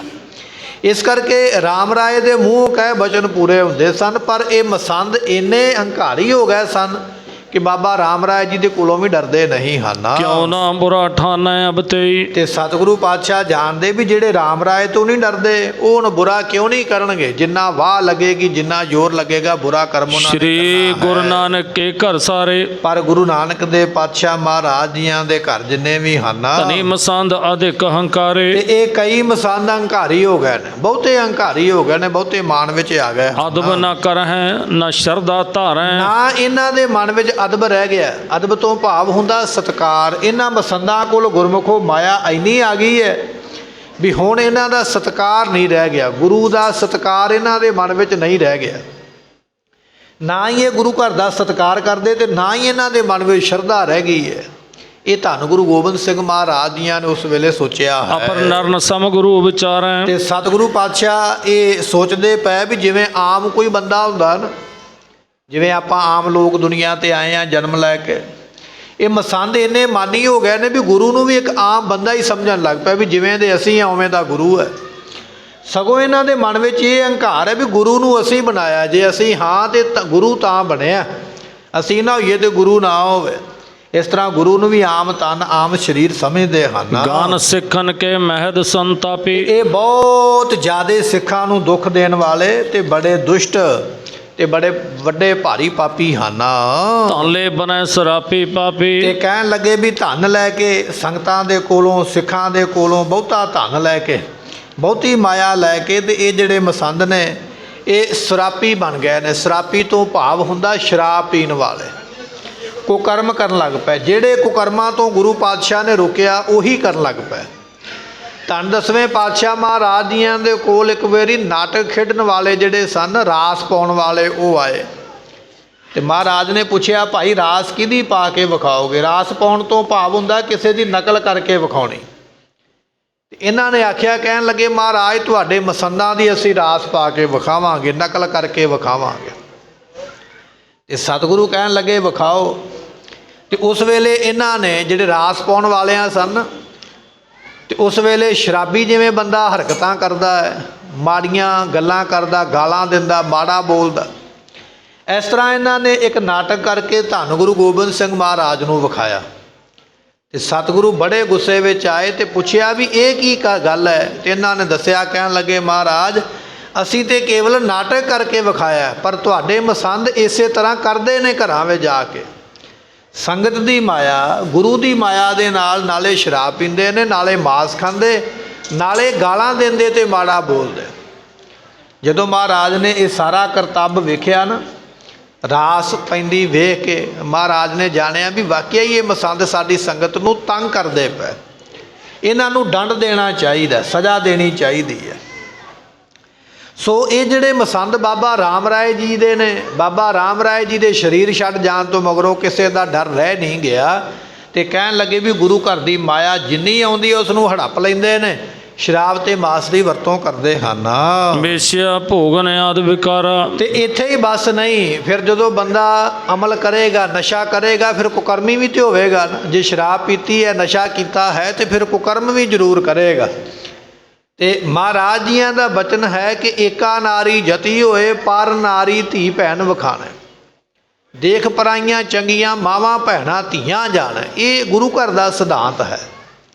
ਪਰ ਇਹ ਮਸੰਦ ਜਿਹੜੇ ਸਨ ਉਹ ਸਿਧਾਂਤ ਤੋਂ ਭੁੱਲ ਕੇ ਪਰੇ ਹੋ ਕੇ ਕੁਕਰਮੀ ਹੋ ਗਏ, ਨਾਲੇ ਨਸ਼ਾ ਕਰਦੇ, ਨਾਲੇ ਤਨ ਹੋਰ ਸਰੀਰਾਂ ਨੂੰ ਭੋਗਣ ਲੱਗ ਪਏ। ਐਸੀਆਂ ਇਹਨਾਂ ਦੀਆਂ ਸ਼ਿਕਾਇਤਾਂ ਜਿਹੜੀਆਂ ਨੇ ਗੁਰੂ ਪਾਤਸ਼ਾਹ ਕੋਲ ਆਉਣ ਲੱਗੀਆਂ ਹਨ। ਸਭ ਮੈਂ ਫਸੈ ਪੁਨੈ ਹੰਕਾਰਾ। ਅਤੇ ਫਿਰ ਸਾਰੇ ਫਸੇ ਹੋਏ ਹੰਕਾਰ ਵਿੱਚ ਪੈ ਗਏ ਹਨ। ਜਬ ਕਬ ਸਿੱਖੀ ਰੀਤ ਵਿਗਾਰੈ। ਇਹਨਾਂ ਨੇ ਸਿੱਖੀ ਨੂੰ ਅੱਗੇ ਤੋਰਨਾ ਤੇ ਕੀ ਹੈ, ਸਗੋਂ ਇਹਨਾਂ ਨੇ ਸਿੱਖੀ ਦੀ ਰੀਤ ਨੂੰ ਵਿਗਾੜ ਦੇਣਾ ਹੈ। ਉਹਦਾ ਕਾਰਨ ਕੀ ਹੈ ਕਿ ਇੱਕ ਧਰਮ ਦਾ ਆਗੂ ਜੇ ਉਹ ਕਰਮ ਨਹੀਂ ਕਰੇਗਾ ਜਿਹੜੇ ਗੁਰੂ ਨੇ ਦੱਸੇ ਨੇ, ਉਹ ਕਰਮ ਕਰੇਗਾ, ਆਪ ਡੁੱਬੇ ਚੋਂ ਬੇਦ में ਚੇਲੇ ਦੀਏ ਬਹਾਏ ਵਾਲੀ ਗੱਲ ਹੋ ਜਾਏਗੀ। ਸੋ ਐਸੇ ਸੰਤ ਨ ਮੋਕੋ ਭਾਵੈ, ਡਾਲਾ ਸਿਉ ਪੇਡਾ ਗਟਕਾਵੈ। ਇਹ ਮਹਾਰਾਜ ਜੀਆਂ ਦੇ ਬਚਨ ਨੇ ਗੁਰਬਾਣੀ ਦੇ ਅੰਦਰ। ਪਖੰਡੀ ਵਿਅਕਤੀ ਜਿਹੜਾ ਪਖੰਡ ਕਰਦਾ ਪਿਆ, ਉਹ ਧਰਮ ਨੂੰ ਨੁਕਸਾਨ ਪਹੁੰਚਾਏਗਾ, ਧਰਮ ਨੂੰ ਅੱਗੇ ਨਹੀਂ ਵਧਾਏਗਾ। ਤੇ ਸਤਿਗੁਰੂ ਪਾਤਸ਼ਾਹ ਜਾਣ ਗਿਆ ਵੀ ਮਸੰਦਾਂ ਨੇ ਗੁਰੂ ਘਰ ਦਾ ਪ੍ਰਚਾਰ, ਗੁਰੂ ਘਰ ਦੀ ਸਿੱਖਿਆ ਸੰਗਤਾਂ ਤੱਕ ਪਹੁੰਚਾਉਣੀ ਹੈ। ਤੇ ਜੇ ਮਸੰਦ ਹੀ ਇਹੋ ਜਿਹਾ ਕਰਮ ਕਰਨ ਲੱਗ ਪਏ ਪਾਪ ਵਾਲੇ, ਤੇ ਫਿਰ ਗੁਰੂ ਦਾ ਸੁਨੇਹਾ ਸੰਗਤ ਵਿੱਚ ਕਿਵੇਂ ਪਹੁੰਚੇਗਾ? ਸਗੋਂ ਇਹ ਸੰਗਤ ਨੂੰ ਵਿਗਾੜ ਦੇਣਗੇ, ਮਾੜੇ ਪਾਸੇ ਲੈ ਕੇ ਜਾਣਗੇ। ਇਹ ਗੱਲ ਮਹਾਰਾਜ ਸੋਚਦੇ ਪਏ ਹਨ। ਕਰਹਿ ਅਨਾਦਰ ਸਿੱਖਨ ਤਾਰੈ। ਤੇ ਇਹ ਸਿੱਖਾਂ ਨੂੰ ਤਾਰਨਗੇ ਨਹੀਂ, ਸਗੋਂ ਸਿੱਖਾਂ ਨੂੰ ਤਾੜਨਾ ਕਰਨਗੇ, ਡਰਾਉਣਗੇ ਮਹਾਰਾਜ ਦੇ ਕੋਲੋਂ। ਗੁਰੂ ਦਾ ਨਾਮ ਲੈ ਲੈ ਕੇ ਡਰ ਦੇਣਗੇ, ਸਿੱਖਾਂ ਨੂੰ ਵਿਗਾੜ ਦੇਣਗੇ।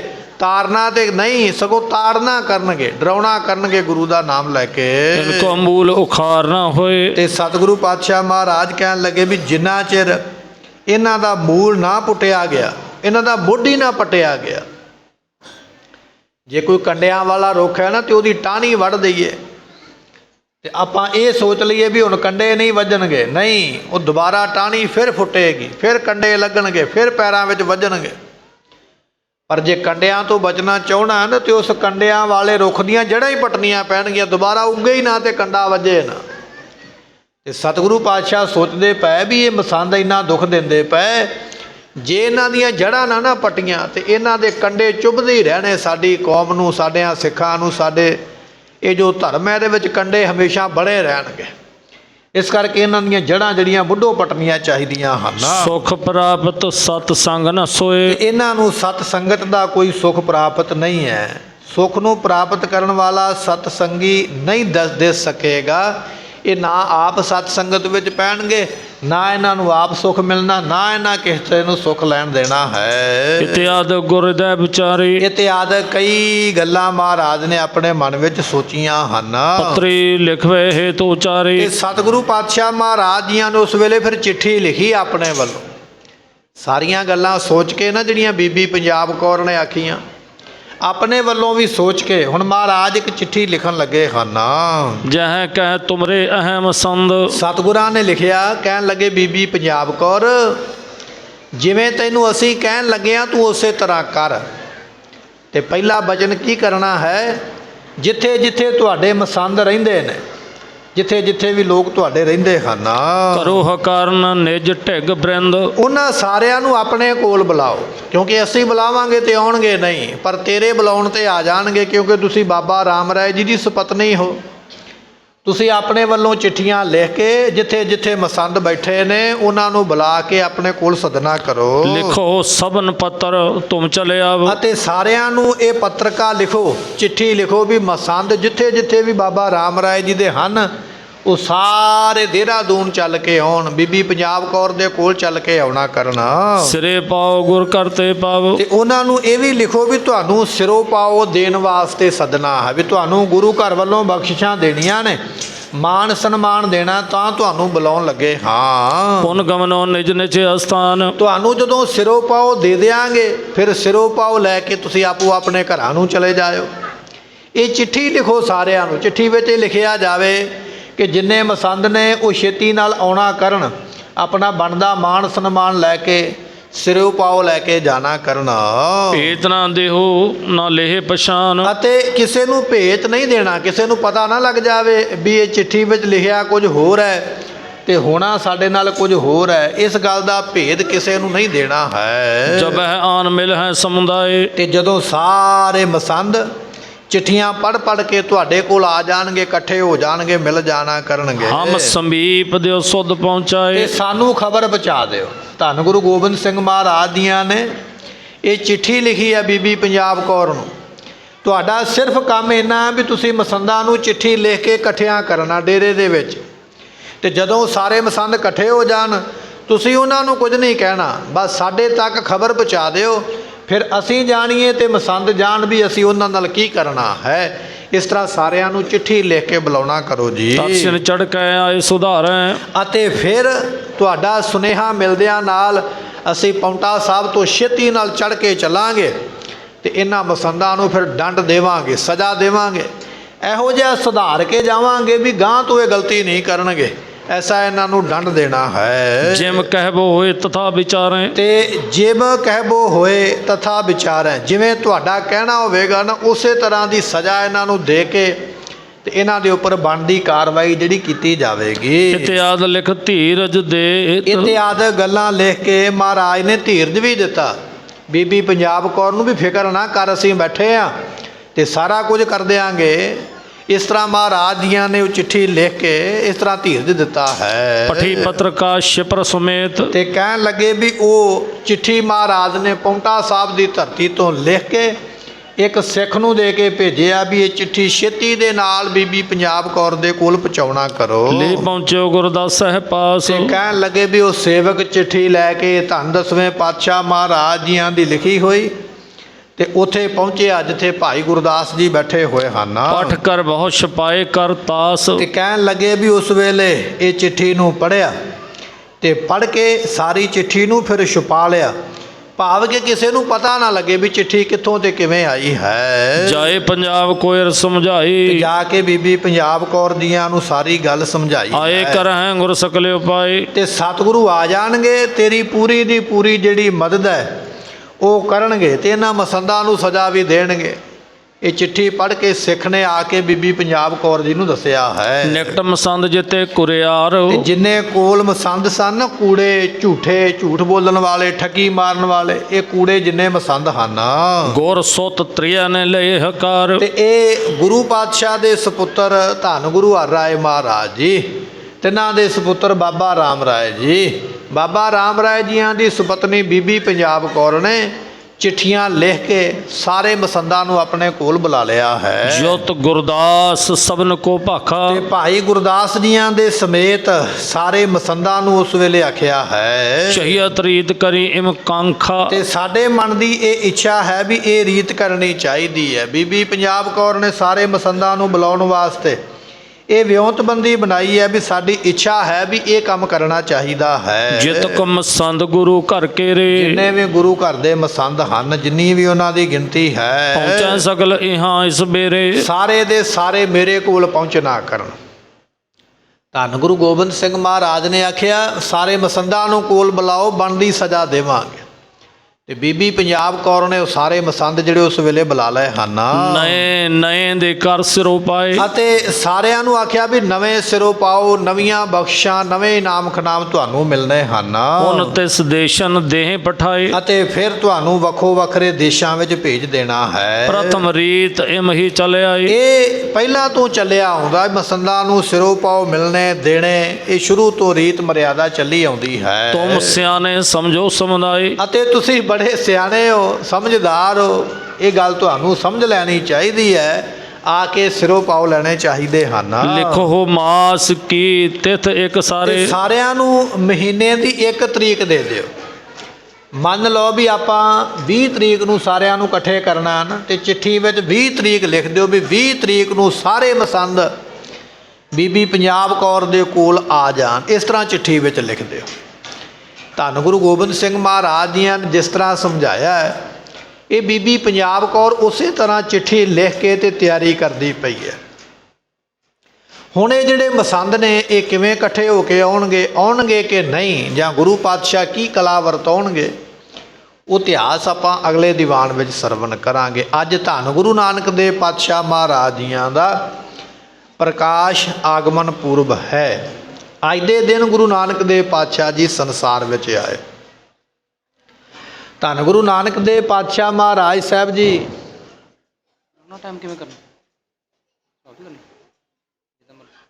ਧੰਨ ਗੁਰੂ ਨਾਨਕ ਦੇਵ ਪਾਤਸ਼ਾਹ ਮਹਾਰਾਜ ਸਾਹਿਬ ਜੀ ਕਰਤਾਰਪੁਰ ਦੀ ਧਰਤੀ ਤੇ ਜਿਸ ਵੇਲੇ ਰਹਿੰਦੇ ਸਨ, ਤੇ ਭਾਈ ਬਾਲਾ ਜੀ ਮਹਾਰਾਜ ਜੀਆਂ ਦੇ ਕੋਲੋਂ ਆਗਿਆ ਲੈ ਕੇ ਨਾ ਆਪਣੇ ਪਿੰਡ ਤਲਵੰਡੀ ਚਲੇ ਗਏ। ਮਹਾਰਾਜ ਵੀ ਆਗਿਆ ਦਿਓ, ਮੈਂ ਆਪਣੇ ਨਗਰ ਤਲਵੰਡੀ ਨੂੰ ਜਾ ਆਵਾਂ। ਭਾਈ ਬਾਲਾ ਜੀ ਆਪਣੇ ਨਗਰ ਚਲੇ ਗਏ, ਤੇ ਉਸ ਵੇਲੇ ਸਤਿਗੁਰੂ ਨਾਨਕ ਦੇਵ ਪਾਤਸ਼ਾਹ ਮਹਾਰਾਜ ਦੀ ਸੰਗਤ ਵਿੱਚ ਭਾਈ ਲਹਿਣਾ ਜੀ ਆ ਗਏ। ਖਡੂਰ ਸਾਹਿਬ ਤੋਂ ਚੱਲ ਕੇ ਭਾਈ ਲਹਿਣਾ ਜੀ ਸੇਵਾ ਕਰਦੇ, ਅਤੇ ਭਾਈ ਬਾਲਾ ਜੀ ਆਪਣੇ ਨਗਰ ਤਲਵੰਡੀ ਚਲੇ ਗਏ। ਕਰਤਾਰਪੁਰ ਵਿੱਚ ਜਿਹੜੀ ਸੇਵਾ ਉਹ ਭਾਈ ਲਹਿਣਾ ਜੀ ਨੇ ਕੀਤੀ ਗੁਰੂ ਨਾਨਕ ਦੇਵ ਪਾਤਸ਼ਾਹ ਮਹਾਰਾਜ ਜੀ।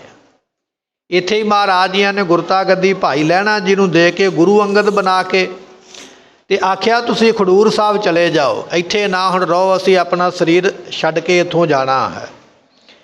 ਜਦੋਂ ਗੁਰੂ ਨਾਨਕ ਦੇਵ ਪਾਤਸ਼ਾਹ ਨੇ ਸਰੀਰ ਛੱਡਿਆ, ਭਾਈ ਲਹਿਣਾ ਜੀ ਜਾਂ ਗੁਰੂ ਅੰਗਦ ਸਾਹਿਬ ਉਸ ਵੇਲੇ ਕੋਲ ਨਹੀਂ ਸਨ। ਗੁਰੂ ਪਾਤਸ਼ਾਹ ਖਡੂਰ ਸਾਹਿਬ ਆ ਗਏ ਆਪਣੀ ਭੂਆ ਜੀ ਦੇ ਘਰ, ਜਿਨ੍ਹਾਂ ਦਾ ਨਾਮ ਬੀਬੀ ਭਰਾਈ ਹੈ, ਮਾਈ ਭਰਾਈ। ਉਹਨਾਂ ਦੇ ਘਰ ਵਿੱਚ ਕਮਰੇ ਦੇ ਵਿੱਚ ਕੁਝ ਦਿਨ ਮਹਾਰਾਜ ਬੰਦ ਰਹੇ। ਹੁਣ ਸੰਗਤਾਂ ਦਰਸ਼ਨ ਕਰਨੇ ਚਾਹੁੰਦੀਆਂ ਮਹਾਰਾਜ ਸਾਹਿਬ ਜੀਆਂ ਦੇ। ਬਾਬਾ ਬੁੱਢਾ ਸਾਹਿਬ ਜੀਆਂ ਦੇ ਸਮੇਤ ਗੁਰੂ ਅੰਗਦ ਦੇ ਪਾਤਸ਼ਾਹ ਨੂੰ ਬੇਨਤੀ ਕਰਕੇ ਕਮਰੇ ਦੇ ਵਿੱਚੋਂ ਬਾਹਰ ਆਉਣ ਲਈ ਬੇਨਤੀ ਕੀਤੀ, ਮਹਾਰਾਜ ਸੰਗਤਾਂ ਨੂੰ ਦਰਸ਼ਨ ਦਿਓ। ਇੱਧਰੋਂ ਸਤਿਗੁਰੂ ਜੀ ਕਮਰੇ 'ਚੋਂ ਬਾਹਰ ਆ ਕੇ ਖਡੂਰ ਸਾਹਿਬ ਦੇ ਵਿੱਚ ਸੰਗਤਾਂ ਨੂੰ ਦਰਸ਼ਨ ਦੇਣ ਲੱਗੇ। ਉਧਰ ਭਾਈ ਬਾਲਾ ਜੀ ਤਲਵੰਡੀ ਵਿੱਚ ਰਹਿੰਦੇ ਸਨ, ਤੇ ਆਹ ਜਿਹੜੇ ਦਿਨ ਅੱਜ ਚੱਲਦੇ ਪਏ ਨਾ ਕੱਤਕ ਦੀ ਪੂਰਨਮਾਹ ਦੇ, ਉਹਨਾਂ ਨੇ ਸੋਚਿਆ ਵੀ ਐਸ ਮਹੀਨੇ ਜਾਂ ਐਸ ਦਿਨ ਗੁਰੂ ਨਾਨਕ ਦੇਵ ਪਾਤਸ਼ਾਹ ਦਾ ਅਵਤਾਰ ਹੋਇਆ ਸੀ, ਤੇ ਜਿਨ੍ਹਾਂ ਨੂੰ ਗੁਰੂ ਪਾਤਸ਼ਾਹ ਨੇ ਗੁਰਤਾ ਗੱਦੀ ਦਿੱਤੀ ਹੈ, ਮੈਂ ਉਹਨਾਂ ਦੇ ਜਾ ਕੇ ਦਰਸ਼ਨ ਕਰਕੇ ਆਵਾਂ। ਤੇ ਭਾਈ ਬਾਲਾ ਜੀ ਚੱਲ ਪਏ ਤਲਵੰਡੀ ਤੋਂ, ਤੇ ਖਡੂਰ ਸਾਹਿਬ ਆ ਗਏ। ਉਸ ਵੇਲੇ ਗੁਰੂ ਅੰਗਦ ਦੇਵ ਪਾਤਸ਼ਾਹ ਨੇ ਪੁੱਛਿਆ ਵੀ ਭਾਈ ਪੁਰਖਾ ਤੁਸੀਂ ਕੌਣ ਤੇ ਕਿੱਥੋਂ ਆਏ ਹੋ? ਭਾਈ ਬਾਲਾ ਜੀ ਕਹਿਣ ਲੱਗੇ ਵੀ ਮੇਰਾ ਨਾਮ ਭਾਈ ਬਾਲਾ ਹੈ, ਔਰ ਮੈਂ ਤਲਵੰਡੀ ਨਗਰ ਤੋਂ ਚੱਲ ਕੇ ਆਇਆ।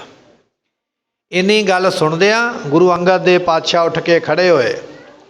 ਭਾਈ ਬਾਲਾ ਜੀ ਨੂੰ ਆਪਣੇ ਗਲ ਆ ਕੇ ਮਹਾਰਾਜ ਜੀ ਮਿਲੇ, ਆਪਣੇ ਕੋਲ ਹੀ ਬਿਠਾ ਲਿਆ। ਕਹਿਣ ਲੱਗੇ ਸਾਡੇ ਪਿਆਰੇ ਗੁਰੂ ਦੀ ਕਥਾ ਸਾਨੂੰ ਸੁਣਾਓ, ਉਹਨਾਂ ਦੀ ਜੀਵਨੀ ਸੁਣਾਓ, ਵੀ ਤੁਸੀਂ ਹਰ ਵੇਲੇ ਨਾਲ ਰਹੇ ਹੋ, ਉਹਨਾਂ ਨੇ ਕਿੱਥੇ ਕੀ ਕੀ ਕੀਤਾ, ਇਹ ਸਾਨੂੰ ਦਿਦਾਰਾ ਕਰਵਾਓ। ਤੇ ਭਾਈ ਬਾਲਾ ਜੀ ਕਹਿਣ ਲੱਗੇ ਮਹਾਰਾਜ ਬੇਨਤੀ ਇਹ ਹੈ ਵੀ ਆਪਾਂ ਨਾ ਜਨਮ ਪੱਤਰੀ ਬਾਬਾ ਕਾਲੂ ਜੀ ਨੇ ਬਣਾਈ ਹੈ, ਗੁਰੂ ਨਾਨਕ ਦੇਵ ਪਾਤਸ਼ਾਹ ਦੀ ਉਹ ਜਨਮ ਪੱਤਰੀ ਮੰਗਾਈਏ, ਉਹਦੇ ਤੇ ਪੂਰੀ ਦਿਨ ਵਾਰ ਦਾ ਪਤਾ ਲੱਗੇਗਾ, ਟਾਈਮ ਦਾ ਪਤਾ ਲੱਗੇਗਾ। ਤੇ ਗੁਰੂ ਅੰਗਦ ਦੇਵ ਮਹਾਰਾਜ ਨੇ ਸੁਣ ਕੇ ਬਚਨ ਫਿਰ ਭਾਈ ਬਾਲਾ ਜੀ ਨੂੰ ਭੇਜਿਆ। ਕਹਿਣ ਲੱਗੇ ਤੇਰਾ ਹੀ ਪਿੰਡ ਤਲਵੰਡੀ ਹੈ, ਤੂੰ ਆਪ ਜਾ ਤੇ ਪੱਤਰੀ ਲੈ ਕੇ ਆ ਉਹਨਾਂ ਦੇ ਘਰ ਵਿੱਚੋਂ। ਤੇ ਭਾਈ ਬਾਲਾ ਜੀ ਕਹਿਣ ਲੱਗੇ ਮਹਾਰਾਜ ਫਿਰ ਇੱਕ ਸਿੱਖ ਵੀ ਨਾਲ ਦੇ ਦਿਓ। ਭਾਈ ਪੰਨੂ ਨਾਮ ਦਾ ਸਿੱਖ ਨਾਲ ਲੈ ਕੇ ਭਾਈ ਬਾਲਾ ਜੀ ਤਲਵੰਡੀ ਰਾਏ ਭੋਜ ਦੀ ਤਲਵੰਡੀ ਜਦੋਂ ਪਹੁੰਚੇ ਨਾ, ਤੇ ਗੁਰੂ ਨਾਨਕ ਦੇ ਪਾਤਸ਼ਾਹ ਮਹਾਰਾਜ ਜੀਆਂ ਦੇ ਪਿਤਾ ਬਾਬਾ ਕਲਿਆਣ ਚੰਦ ਜੀ ਉਸ ਵੇਲੇ ਸਰੀਰ ਛੱਡ ਚੁੱਕੇ ਸਨ। ਮਾਤਾ ਤ੍ਰਿਪਤਾ ਜੀ ਵੀ ਸਰੀਰ ਛੱਡ ਕੇ ਜਾ ਚੁੱਕੇ ਸਨ। ਪਰ ਸਤਿਗੁਰਾਂ ਦੇ ਚਾਚਾ ਬਾਬਾ ਲਾਲੂ ਜੀ ਹਾਲੇ ਜਿਉਂਦੇ ਸਨ। 100 ਸਾਲ ਦੇ ਲਾਗੇ ਬੰਨੇ ਉਹਨਾਂ ਦੀ ਇਸ ਵੇਲੇ ਉਮਰ ਹੈ। ਉਹਨਾਂ ਨੂੰ ਜਾ ਕੇ ਬੇਨਤੀ ਕੀਤੀ ਵੀ ਅਸੀਂ ਜਨਮ ਪੱਤਰੀ ਲੈਣ ਵਾਸਤੇ ਆਏ ਹਾਂ। ਉਹਨਾਂ ਨੇ 5 ਦਿਨ ਲਾ ਕੇ ਤੇ ਸਤਿਗੁਰਾਂ ਦੀ ਜਨਮ ਪੱਤਰੀ ਲੱਭ ਕੇ ਭਾਈ ਬਾਲਾ ਜੀ ਨੂੰ ਦਿੱਤੀ। ਨਾਲ ਨਾਰੀਅਲ ਤੇ ਕੁਝ ਸਿਰੋਂ ਪਾ ਵੀ ਆਪਣੇ ਵੱਲੋਂ ਦੇ ਕੇ ਤੋਰਿਆ ਵੀ ਗੁਰੂ ਅੰਗਦ ਸਾਹਿਬ ਦੇ ਚਰਨਾਂ ਵਿੱਚ ਸਾਡੇ ਵੱਲੋਂ ਭੇਟ ਕਰਿਓ। ਭਾਈ ਬਾਲਾ ਜੀ ਉਹ ਲੈ ਕੇ ਜਨਮ ਪੱਤਰੀ ਗੁਰੂ ਅੰਗਦ ਦੇ ਪਾਤਸ਼ਾਹ ਦੇ ਕੋਲ ਆਏ। ਤੇ ਜਦੋਂ ਇਸ ਨੂੰ ਪੜ੍ਹਿਆ ਗਿਆ ਨਾ, ਤੇ ਸ਼ਾਸਤਰੀ ਭਾਸ਼ਾ ਵਿੱਚ ਲਿਖੀ ਗਈ ਜਨਮ ਪੱਤਰੀ ਹੁਣ ਸਮਝ ਨਹੀਂ ਪੈਂਦੀ ਕਿਸੇ ਨੂੰ। ਤੇ ਸਤਿਗੁਰਾਂ ਨੇ ਫਿਰ ਭਰੇ ਹੋਏ ਦੀਵਾਨ ਵਿੱਚ ਆਖਿਆ ਕੋਈ ਸਿੱਖ ਹੈ ਜਿਹੜਾ ਸ਼ਾਸਤਰੀ ਭਾਸ਼ਾ ਵੀ ਜਾਣਦਾ ਹੋਵੇ ਔਰ ਗੁਰਮੁਖੀ ਵੀ ਜਾਣਦਾ ਹੋਵੇ। ਜਦੋਂ ਇਹ ਬਚਨ ਆਖੇ ਤੇ ਉਸ ਵੇਲੇ ਇੱਕ ਭਾਈ ਪੈੜਾ ਮੋਖਾ ਨਾਮ ਦਾ ਸਿੱਖ ਸੀਗਾ। ਉਹਨੇ ਬੇਨਤੀ ਕੀਤੀ ਮਹਾਰਾਜ ਮੈਂ ਦੋਨੇ ਭਾਸ਼ਾ ਜਾਣਦਾ, ਸ਼ਾਸਤਰੀ ਭਾਸ਼ਾ ਵੀ ਜਾਣਦਾ, ਗੁਰਮੁਖੀ ਵੀ ਜਾਣਦਾ। ਤੇ ਸਤਿਗੁਰੂ ਕਹਿਣ ਲੱਗੇ ਫਿਰ ਪੱਤਰੀ ਪੜ੍ਹ ਕੇ ਸੁਣਾਓ, ਜੋ ਗੁਰੂ ਨਾਨਕ ਦੇਵ ਪਾਤਸ਼ਾਹ ਦੀ ਜਨਮ ਪੱਤਰੀ ਹੈ, ਪੜ੍ਹ ਕੇ ਸਾਨੂੰ ਸਾਰਿਆਂ ਨੂੰ ਸੁਣਾਓ। ਤੇ ਉਹਦੇ ਵਿੱਚ ਲਿਖਿਆ ਗਿਆ ਸੀ ਪੱਤਰੀ ਦੇ ਵਿੱਚ ਕਿ ਧੰਨ ਗੁਰੂ ਨਾਨਕ ਦੇਵ ਪਾਤਸ਼ਾਹ ਜੀਆਂ ਦਾ ਪ੍ਰਕਾਸ਼ 1526 ਬਿਕਰਮੀ ਸੰਮਤ 1469 ਈਸਵੀ ਕੱਤਕ ਦੀ ਪੂਰਨਮਾਸ਼ੀ ਸਵਾ ਪਹਿਰ ਰਾਤ ਰਹਿੰਦਿਆਂ ਮਹਾਰਾਜ ਦਾ ਪ੍ਰਕਾਸ਼ ਹੋਇਆ। ਸਵਾ ਪਹਿਰ ਰਾਤ ਰਹਿੰਦਿਆਂ ਤੋਂ ਭਾਵ 2:15 ਵਜੇ ਦਾ ਟਾਈਮ ਜਿਹੜਾ ਹੈ। ਭਾਈ ਸੰਤੋਖ ਸਿੰਘ ਜੀਆਂ ਨੇ ਜਿਵੇਂ ਲਿਖਿਆ ਹੈ ਵੀ ਇਸ ਵੇਲੇ ਰਾਤ ਅੰਮ੍ਰਿਤ ਵੇਲੇ ਦੀ ਜਦੋਂ ਮਹਾਰਾਜ ਜੀ ਇਸ ਦੁਨੀਆ ਤੇ ਆਏ ਤੇ ਸਤਿਗੁਰਾਂ ਦਾ ਜਦੋਂ ਪ੍ਰਕਾਸ਼ ਹੋਇਆ ਨਾ, ਬੀਬੀ ਦੌਲਤਾਂ ਦਾਈ ਉਸ ਬੀਬੀ ਦਾ ਨਾਮ ਹੈ ਜਿਹੜਾ ਦਾਈ ਪੁਣੇ ਦਾ ਕੰਮ ਕਰਦੀ ਹੈ। ਇਹਨੇ ਸਭ ਤੋਂ ਪਹਿਲਾਂ ਗੁਰੂ ਨਾਨਕ ਦੇਵ ਪਾਤਸ਼ਾਹ ਦੇ ਦਰਸ਼ਨ ਕੀਤੇ। ਇਹਦੇ ਹੱਥਾਂ ਦੇ ਵਿੱਚ ਗੁਰੂ ਨਾਨਕ ਦੇਵ ਪਾਤਸ਼ਾਹ ਦਾ ਅਵਤਾਰ ਹੋਇਆ। ਤੇ ਜਿਸ ਵੇਲੇ ਅਵਤਾਰ ਹੋਇਆ ਦੌਲਤਾਂ ਦਾਈ ਨੇ ਬਾਹਰ ਆ ਕੇ ਬਾਬਾ ਕਲਿਆਣ ਚੰਦ ਜੀ ਨੂੰ ਦੱਸਿਆ ਤੁਹਾਡੇ ਘਰ ਵਿੱਚ ਪੁੱਤਰ ਪ੍ਰਾਪਤ ਹੋਇਆ। ਤੇ ਉਸ ਵੇਲੇ ਹਰਦਿਆਲ ਪੰਡਤ ਨੂੰ ਬੁਲਾਇਆ ਗਿਆ ਕਿ ਸਾਡੇ ਘਰ ਵਿੱਚ ਪੁੱਤਰ ਪ੍ਰਾਪਤ ਹੋਇਆ, ਆ ਕੇ ਜਨਮ ਕੁੰਡਲੀ ਬਾਰੇ ਦੱਸੋ। ਤੇ ਜਦੋਂ ਇਹ ਸੁਨੇਹਾ ਹਰਦਿਆਲ ਪੰਡਤ ਨੂੰ ਮਿਲਿਆ ਤੇ ਉਹ ਸੋਚਣ ਲੱਗ ਪਿਆ ਵੀ ਇਸ ਵੇਲੇ ਕੋਈ ਆਮ ਬੱਚਾ ਨਹੀਂ ਜਨਮ ਲੈ ਸਕਦਾ, ਇਹ ਕੋਈ ਖਾਸ ਹੈ ਜਿਹੜਾ ਇਸ ਵੇਲੇ ਜਨਮ ਲੈ ਕੇ ਆਇਆ।